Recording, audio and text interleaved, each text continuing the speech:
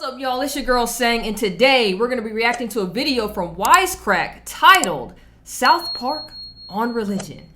Quick backstory, I am a huge fan of South Park. Even after becoming Christian, I'm still a fan of South Park. I don't care what nobody says. South Park actually aired for the when did they air? I was in 4th grade when they aired on Comedy Central for the very first time. And I have been watching South Park since I was in 4th grade. Now, should I have been watching South Park? No, I should not have. But that's what happened. You know, my parents saw me watching a cartoon, so they just assumed I was watching a cartoon, not knowing it was for adults. But let's get into this and let's see what they're talking about.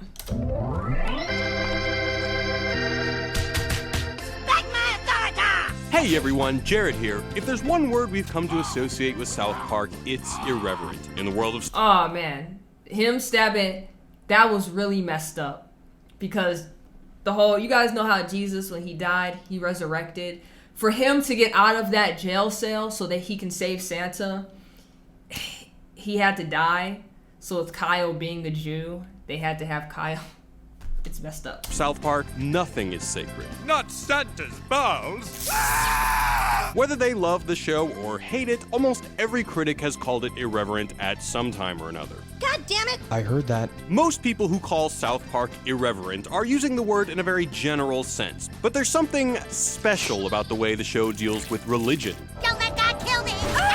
Which is usually all about reverence. That's God? What did you expect me to look like, my son? Well, not like that. Whether the series is pitting baby Jesus in Mortal Kombat against Frosty the Snowman, or exploring the question of whether Satan should wear a Britney Spears costume to his Sweet 16 birthday party, South Park forces us to take a hard look at what religion really means to us. And in the process, the show raises some important questions that other series wouldn't have the nerve to ask. Who was right? Who gets into heaven? I'm afraid it was the Mormons. Yes, the Mormons were the correct answer. Welcome to this special Wisecrack edition on religion in South Park. Part 1. To be fair, one thing I really do like about South Park, they'll let anybody have it.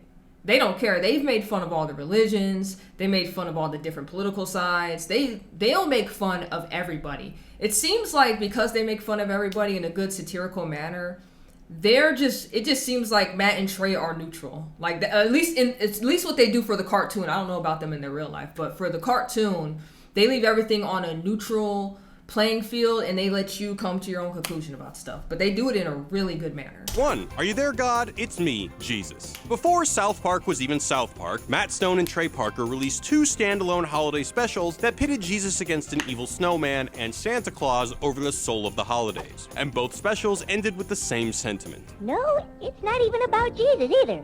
Well, then what's it all about? Prison. Christmas is about something much more important. What? Presents. In the world of South Park, things that seem ordinary can be a really big deal. Hail, Mel Gibson. Any.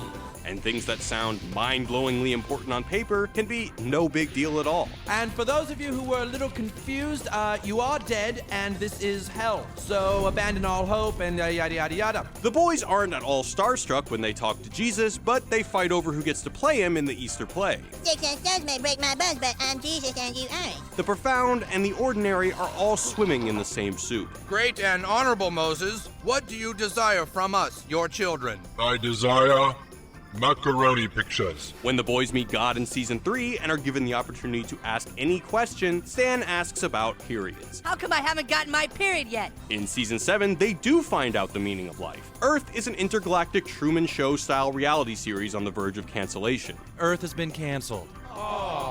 Jesus can't get anyone to watch his public access talk show, and Satan is a serial monogamist who keeps going back to Saddam Hussein even though he knows Saddam isn't good for him. I love you. I want to believe that. The only time Even though he left, he ended up sending him to heaven, where he was creating. Okay, we're not gonna get into all that. religion does stand out as important is when people are manipulating it for their own purposes. That And was while the several funniest town leaders episode. try this over the course of the That in series, this Eric episode was Cartman is hilarious. the undisputed master. You don't even know anything about Christianity. Also, the way Cartman acts, he definitely gotta be the devil, bro. He has to be. I know enough to exploit it. In season 4, he becomes a tent revival preacher and gets rich off the donations. I'm saying this because we must be saved. In season 7, he makes it big in Christian music by taking secular pop songs and making them sound almost religious. In season 8, he builds a fan club around Mel Gibson's The Passion of the Christ because he sees it as an opportunity to lead the Fourth Reich. Okay, real quick. That Passion of the Christ episode, okay, so when that came out, I identified as Jewish. Did I practice it? No, I done already talked about that in another video. But I was watching South Park, and because at the time Passion of the Christ came out, and I was really nervous about watching it. I was like, nah, man, I don't want to see that. Then that episode came out, and Cartman told Kyle, and he was like, Mel Gibson said the Jews killed Jesus, and you're a liar, and you're a murderer, and blah, blah, blah. So I'm watching this, and I'm like, did that really happen in Passion of the Christ? And see, this is how lukewarm I didn't even know we did all that, because I didn't even read none of that. But you in the episode, you see Kyle, he like goes and watches it, and then he's like bawling his eyes out, crying. He feels bad and he wants to convert his faith and all that. So after seeing that, I was like, man, I'm never watching that. And throughout the years, I would randomly see it pop up and whatnot. I'd never watch it. Okay, fast forward to now. Now I'm Christian. They was talking about it in my Christian Discord group, and they had movie suggestions. So in one of the weeks, somebody was like, when are we watching The Passion? So I was just like, all right, screw it. I'm going to just watch it, right? The week goes by. Something happened, so they didn't show it that week. And I was like, man, screw it. I'm going to just watch it, right? I watched it on my own. When I tell y'all, I cried like a baby watching that. It was horrible. First off, I had already read the stories in the Bible and whatnot, because I started with John and I started reading all the Gospels, and they all given the same account of what happened. It was just from their perspective. It's already horrible to read about. Having a visual representation of what I read, I cried so much watching that. I've never cried so much in my life. It was horrible. It was horrible. I'm glad I watched it, but man, that I can see now why I was rejecting it all these years, because I wasn't ready yet. It had to happen now. It had to happen now. Season 17, he paints a cow to resemble the biblically prophesized red heifer just to screw with Kyle's head, and accidentally brings about world peace. Jews, Christians, and Muslims have united, ushering in 10 years of Van Halen. Is the message of South Park that religion is just plain ridiculous and makes people gullible? It's easy to walk away with that impression, and a lot of people have. But the actual series creators Matt Stone and Trey Parker largely disagree. Recently, atheists and people who hate religion have really glommed onto our show too, because we make fun of a lot of religion. We've made fun of everything. But neither one of us is anti-religious at all. I mean, I'm fascinated by religion. So what's really going on You can tell by how you South talk Park about may it. come across as anti-religious to some people because it doesn't treat religion as a sacred subject. And in Western spiritual traditions, honoring the sacred is a big part of what it's all about. As the French philosopher and sociologist Emile Durkheim put it in The Elementary Forms of Religious Life, Western religions primarily work by dividing the world into two categories, the sacred and the profane.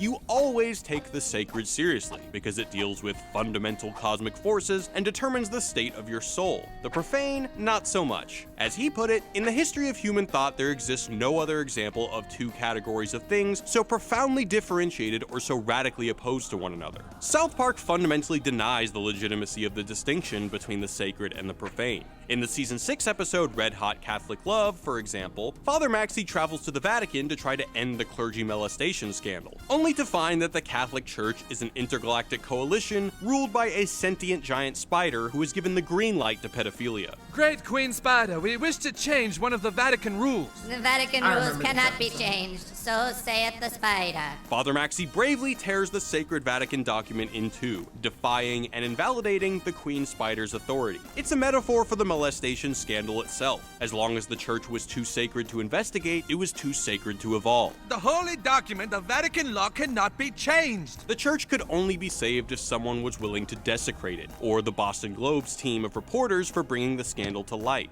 This is a recurring theme in the series, that sometimes the only way you can save something you've made sacred Do you know how many people died so you could have the right to vote? is by desecrating it. Vote for a turd sandwich. This is especially evident in the South Park movie, where Cartman and Kenny save the world by cursing out Saddam Hussein. This movie literally came out when I was in 6th grade, and me and my brother watched it. Because it came out around his birthday, and we literally watched it his birthday weekend. Once again, I shouldn't have been watching none of this stuff.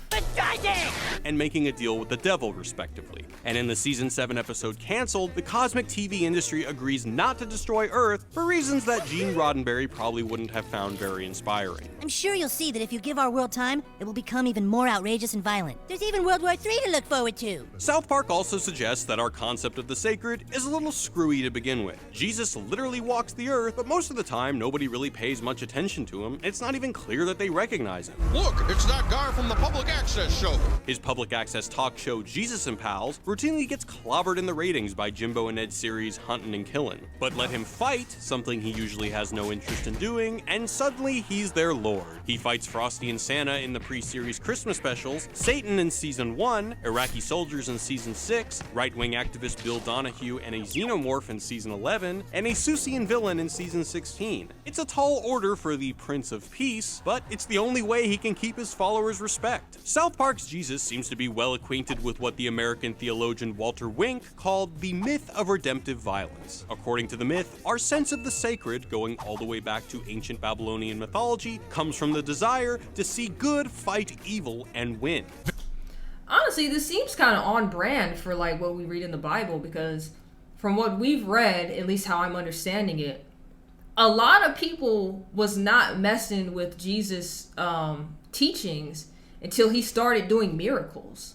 And even then, a lot of people was still like denying him and whatnot.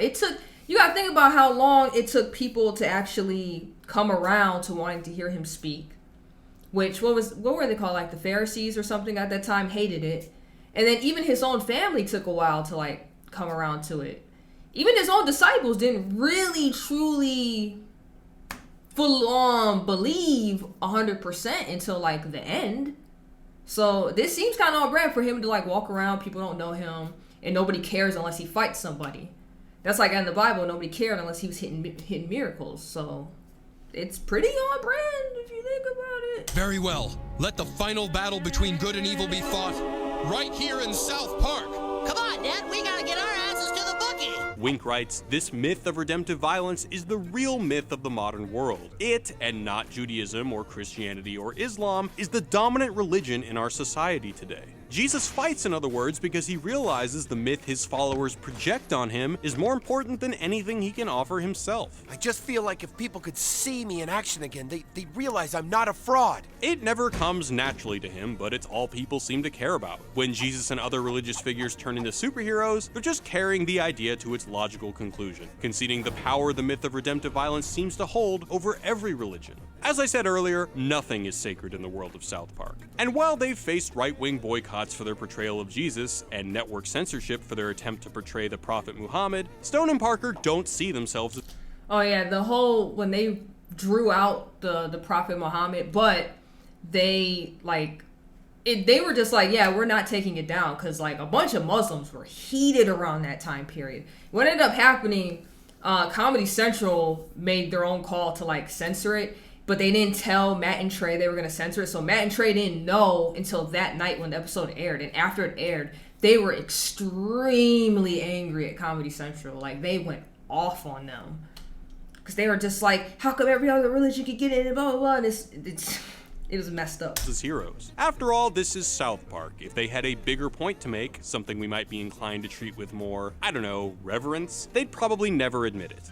Part 2, a cause for applause. Once you get past the casual attitude towards the sacred, South Park isn't really all that hard on religion. And one of its major recurring themes is that you don't actually have to be religious to act like a narrow-minded asshole. As long as you live here, you will be agnostic. These are your foster brothers and sisters. They are all strict agnostics. David, do you believe in God? I don't know. Right! Almost every episode of the series features at least one episode. character who's self-righteous about something. I'm not a dick. I'm like Gandhi. But Stan's season 16 arc as a self-promotional activist stands out as a particularly strong example. I think bullying has gotten out of hand, and it needs to be stopped. Good for you, Stan. He's cool. In Butterballs and A Cause for Applause, Stan gets a taste of what it's like to be treated with reverence, and he likes it a little bit too much. When others sat, I kept my bracelet on. Because I stand for standing. I stand ground. What holds Stan back is that every time he's seen as a hero, something happens to take him down a peg. As soon as he realizes his cause won't make him popular, he moves on. I'm just through with this whole thing. I can't put my family through any more of this. This is what distinguishes him from his on-again, off-again girlfriend, Wendy Testaberger. She doesn't care if her opinions make her popular or not. She has deeper motivations and a lot more self-respect. Wendy, did you see the stuff Cartman's saying about you now? I really don't care, Stan. One of the points South Park makes is that if a movement is run by people who are just trying to be taken seriously, it's likely to go off the rails. This is as true of the New Atheism movement as it is of any other movement. Dawkins knew that logic and reason were the way of the future, but it wasn't until he met his beautiful wife. This was a great story arc. I think it went on for like 2 or 3 episodes, but it showed that even if atheists ran the world, right, there was still war, there was still destruction going on because they were fighting amongst each other about who was right about what. So it just seems like the way they were painting, it just seems like human nature, no matter what we all believe, even if we're all united on something, we all gonna fight about something. And that's the picture they painted with this episode arc. That he learned using logic and reason isn't enough. You have to be a dick to everyone who doesn't think like you. In the 2-part episode Go God Go, Cartman is trapped in the 26th century as 3 rival atheist factions kill each other over branding disputes. Unified Atheist League is the most logical name. United Atheist Alliance makes more sense. No! Allied Atheist Alliance! That way it has 3 A's! The message is simple. Human beings are violent. See how stupid that is? See how stupid that is to fight over? But humans were idiots, so I truly believe it would be like that. And irrational, and getting rid of religion isn't gonna change that. Maybe just believing in God makes God exist. Kill the wise one! Kill the wise one! The difference between Stone and Parker and the New Atheist movement ultimately centers on a chicken or egg problem. Are people ridiculous because religion is ridiculous? Or is religion ridiculous because people are ridiculous? Stone and Parker take the second view. Out of all the ridiculous religion stories, which are greatly, wonderfully ridiculous, the silliest one I've ever heard is, yeah, there's this big giant universe and it's expanding, it's all gonna collapse on itself and we're all just here just cuz.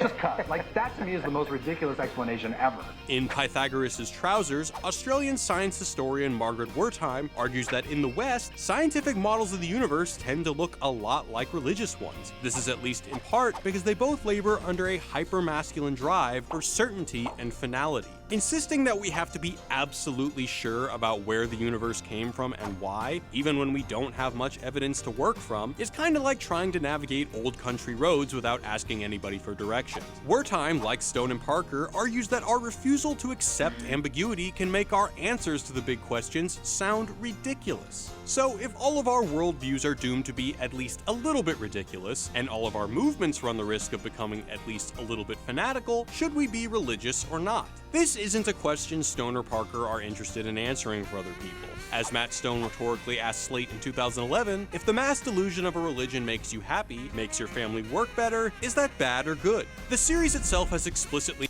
They actually talked about that in the Mormon episode. Stan was super upset. He said... The whole theme of the episode, when they were talking about the story of Joseph Smith, when it was like, dum dum dum dum dum, Joseph Smith did blue blue blue, dum dum dum dum dum, and then it got to the part where like the guy told his wife what happened, and it was like, such is such wife, smart. They're making fun of being Mormons, and they were doing that because not only does the story just sound ridiculous, but Stan's new friend who's Mormon and his family, Stan just couldn't take it. He thought it was all an act and they were all acting a certain way, and it took the kid at the end of the episode to be like, hey man, you ain't gotta worry about me being friends with you no more. You know, it's, you have your beliefs, I have mine. You think the story sounds silly, but if it makes my family behave the way it does and it makes us good people, then what's wrong with that? And it's like, you're so high and mighty about what you believe, you can't just look past that to be my friend. And then he cussed him out in a great fashion, and it was wonderful. But that's true for everything. It's like, I'm Christian. I may believe I'm right or whatever, but I don't force that on my friends and family. I, like, obviously, inside, I do hope they would change. I want us all to make it together, you know what I'm saying? But at the end of the day, I'm not pushing it on them. We still hang out and talk to each other. We're still friends, you know? random people I meet out in the wild and we start talking, networking, and we become acquaintances and whatnot, I'm not going to push them away for like their religious views or whatever. No matter how goofy I think. If you're a cool person, you're a cool person. That's all it really stems down to. We made that argument twice. Once at the end of season 6 Red Hot Catholic Love. When they have no mythology to try and live their lives by, they just start spewing a bunch of crap out of their mouths. What was that last bit? And again in season 7's All About Mormons. After the entire episode rips on New Kid Gary's disconcertingly upbeat family life and unfamiliar religious beliefs, he finally stands up for himself at the end. I don't care if Joseph Smith made it all up, because what the church teaches now is loving your family, being nice, and helping people. And even though people in this town might think that's stupid, I still choose to believe in it. All I ever did was try to be your friend, Stan. But you're so high and mighty you couldn't look past my religion and just be my friend back. You got a lot of growing up to do, buddy. Suck my balls. Crazy how I just told you the episode. That's wild. No, I have not seen this video. Stone and Parker's view that being religious is sensible and not being religious is also sensible echoes the words of American philosopher William James. As he writes in his book Pragmatism, when a play is over and the curtain drawn, you really make it no better by claiming an illustrious genius for its author, just as you make it no worse by calling him a common hack. Essentially, whether or not it was created by a divine figure, it's still life. Conclusion. Most series that deal with religion as often as South Park. That was a funny episode of Rick and Morty. For someone who claims so hard that he does not believe in God or a higher power, when it turned out that he couldn't get this little thing around his neck, it looked like he wasn't going to be able to get it to work, which meant he was going to inevitably die, he started praying to God. What happened after he prayed to God? That little thing started working. He threw it around his neck. He got excited. He was like, haha, I'm still the king. I don't believe in you. And he said that, and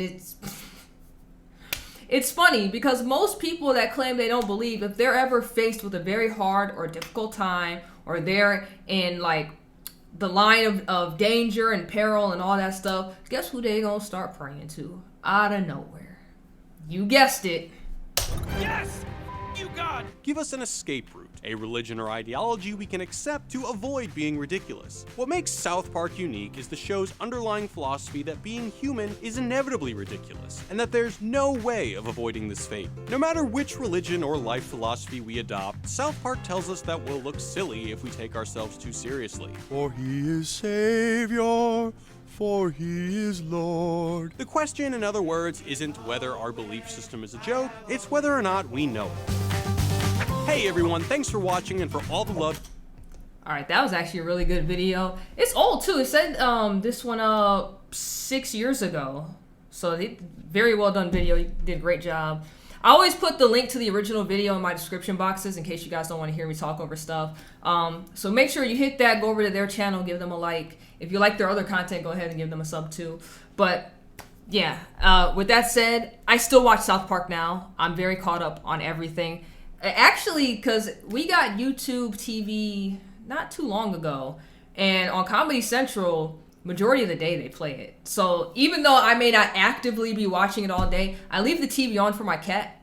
Yes, I'm that type of person. I leave it on for my cat, and whenever I just like have a moment to sit down, that's usually what I'm watching if there's like nothing else on. So I think despite being religious, I'm gonna keep watching. I've been watching it since 4th grade. It's not stopping now. The only way it's stopping is if they stop it. You know what I'm saying?